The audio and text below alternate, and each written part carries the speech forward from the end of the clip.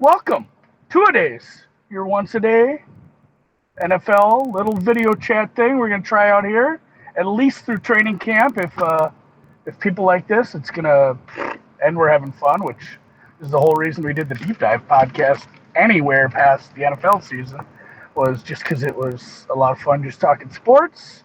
I'm not going to give it an episode number because I'm not good at remembering what episode, even though obviously episode 1. I'll be joined momentarily by the whale.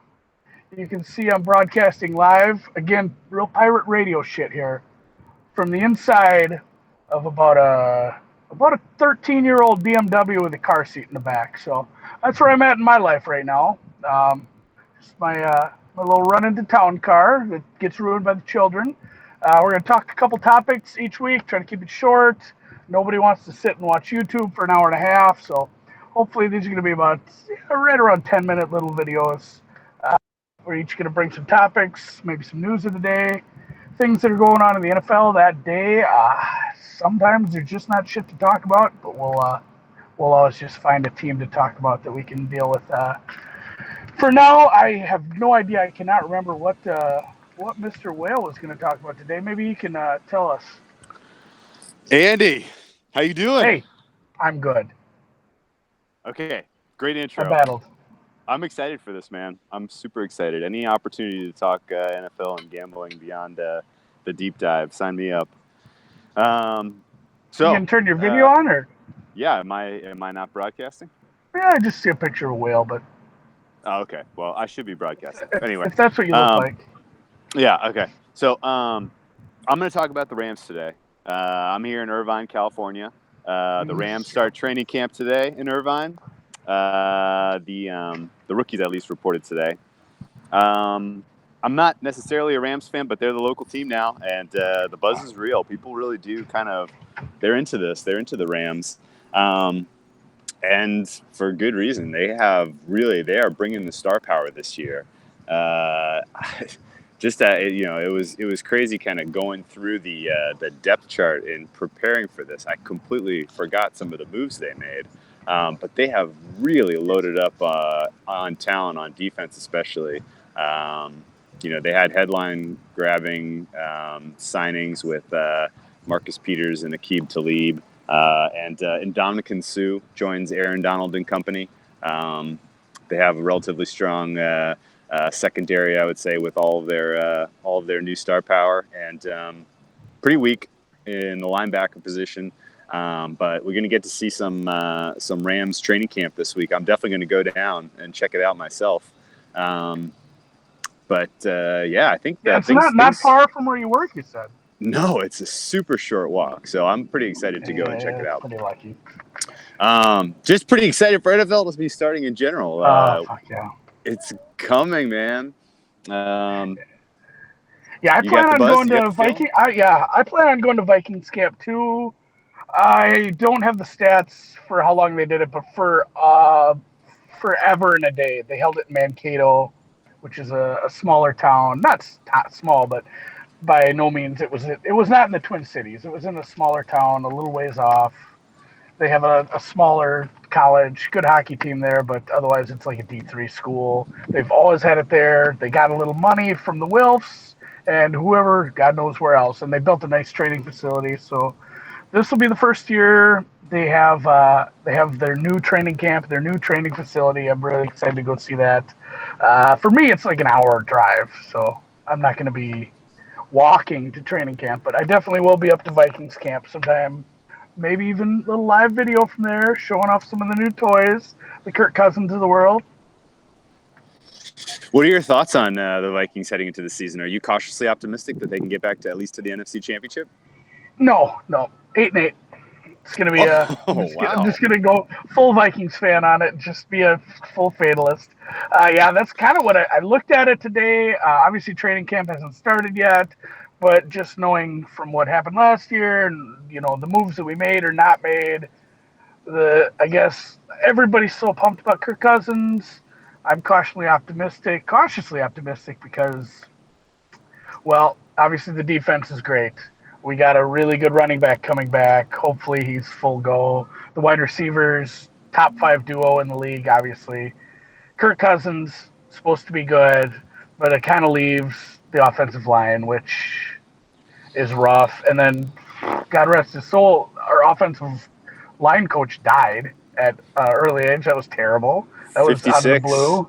Yeah, Unbelievable. it sucked. He was a good dude. What wasn't quite he never really got a good shake and did well as a head coach, but a great coordinator or offensive line coach. He knew his stuff there, especially with the Elfline and Easton, the center and the guard, Yeah. broke their ankles within like 3 weeks. I think it was week 16, 15, and then Yeah, that was rough, man. That was rough. Elflin, that's just part of the deal, I guess. yeah. Anyway, Elflin especially was super, super important on that O-line. Elfline, yeah, Easton. I wrote a few things down. A lot of guys I don't really know all that well. Looks like Riley Reef will be at tackle again, and then the right side of the line, or the right side of the line, it's kind of a crapshoot. We had Berger retire. We got a bunch of young guys. They drafted a guy out of Pittsburgh like last year, I think. He's camp. Obviously, like I said, we're not in camp yet. I don't really know, but there'll be some good battles. And that is a huge concern, and I really am excited to see how the line shakes out this year. Yeah, that's got to be the major deal heading into this year. Can you hear me? Okay. You lost me on your audio again. Anyway. Oh, I can hear you. Okay, cool. So yeah, no, I think Elf bringing in Elfin last year, he was like kind of the unheralded superstar of that unit, and he made such a big difference from year over year, because the previous year they just could not get any kind of meaningful protection in the interior of that line. Sam Bradford running for his life on every freaking play. But yeah, that's going to be interesting. Jumping back to the Rams. If you remember week one, and obviously I watch a lot of Vikings. Week one, Sam Bradford was a stud. He looked great. He had like 330 yards and a few touchdowns. He was good. And then, as it turns out, he's made of glass. We knew that. So sorry, Arizona. Good luck, guys. Yeah, good luck with that. So, looking at the Rams' outlook and kind of getting psyched up for them to start training camp and head down there and check them out, I'm a little nervous as to how relatively thin some of their units are.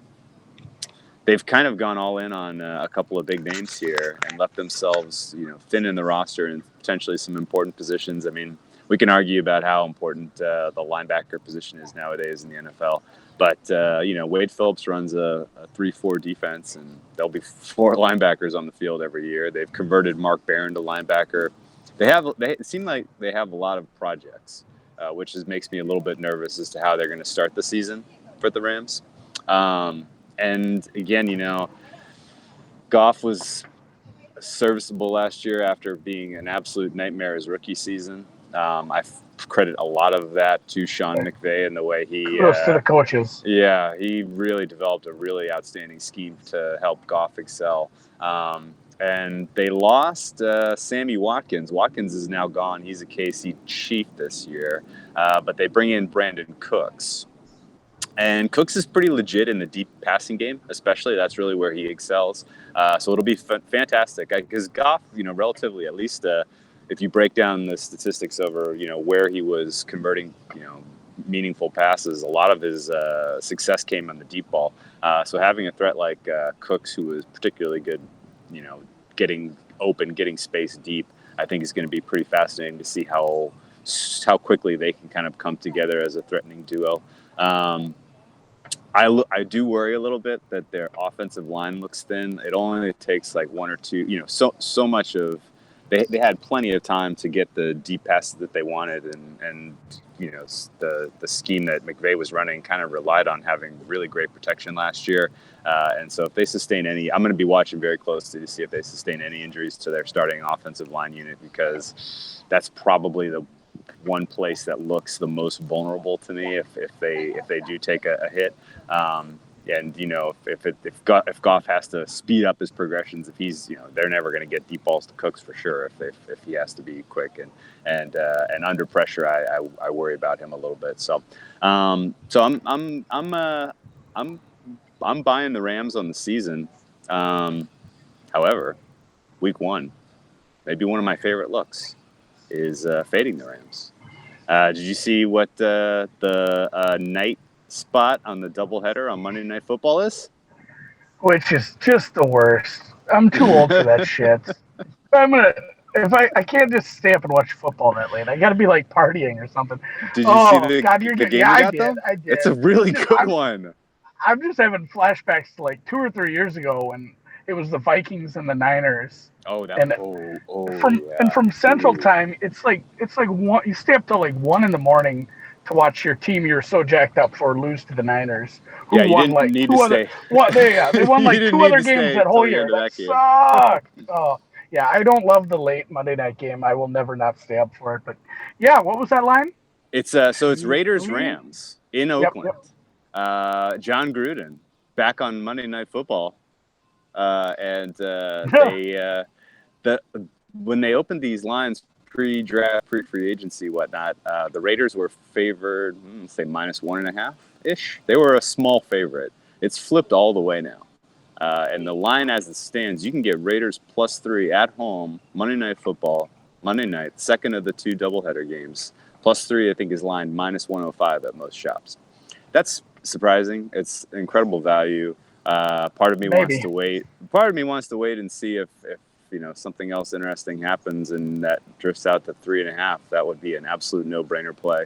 But even at +3, I think that's a really great look. A lot of good reasons to think that the Rams may not jump out. Yeah, I mean, typically week one, you see a lot of people make bets thinking like about how the team is going to be over the course of the year and not betting the number in that week.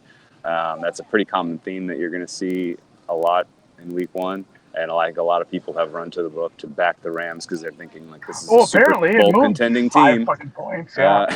Yeah, right. Across zero, you got a home dog on Monday Night Football. This is a good spot, man. I'm definitely going to be getting It involved in the depends. Raiders It somehow. depends how you feel about Gruden. I love everything you're saying, but I'm just so nervous about. I'm just nervous about him returning to coaching after all these years. We'll see.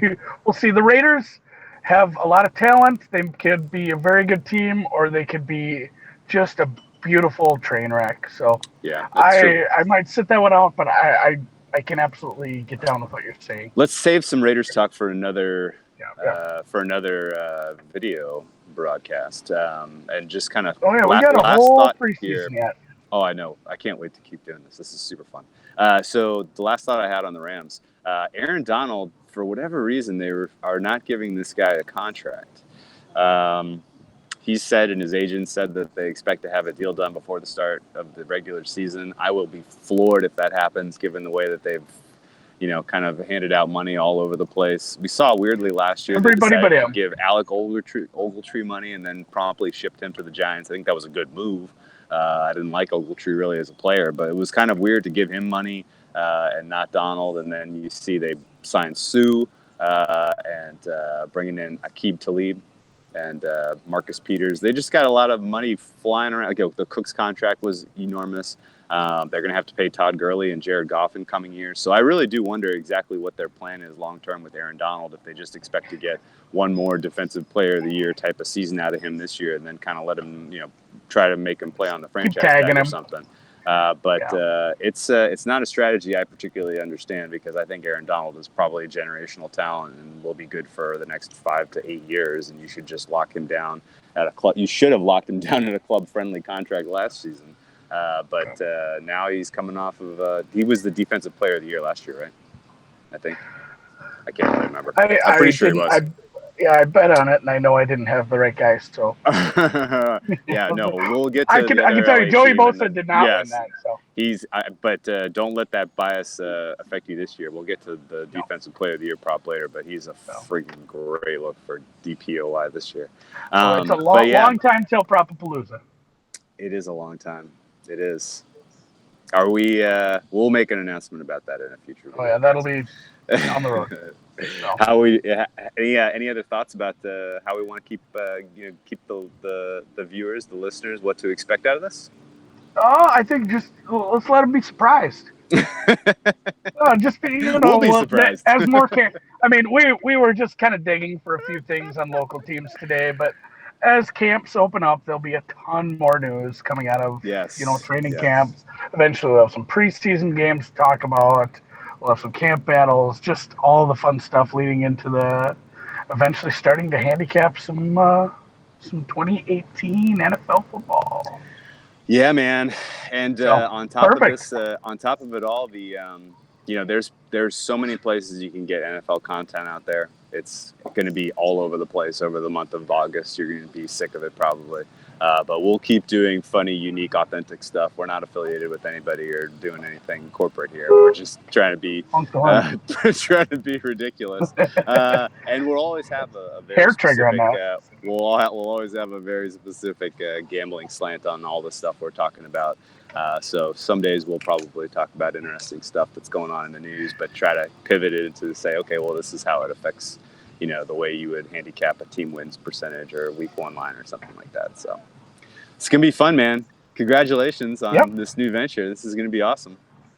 Knocked it out of the park. You did. I think you did great. Whale was really nervous. He's shy. So. All right. Man. Okay. All right. Well, I'm going to sign off. I'll let you kind of close us out, and then we'll see you guys tomorrow. Yep. Yeah. As we figure this out, I don't know a ton about YouTube video. I've used a shitload of YouTube, but maybe subscribe. People in YouTube say that all the time. I think if you subscribe to the YouTube channel, that'll help find it. Otherwise, we'll probably just be, like we did today, linking it from Twitter. Twitter is kind of both of our main social.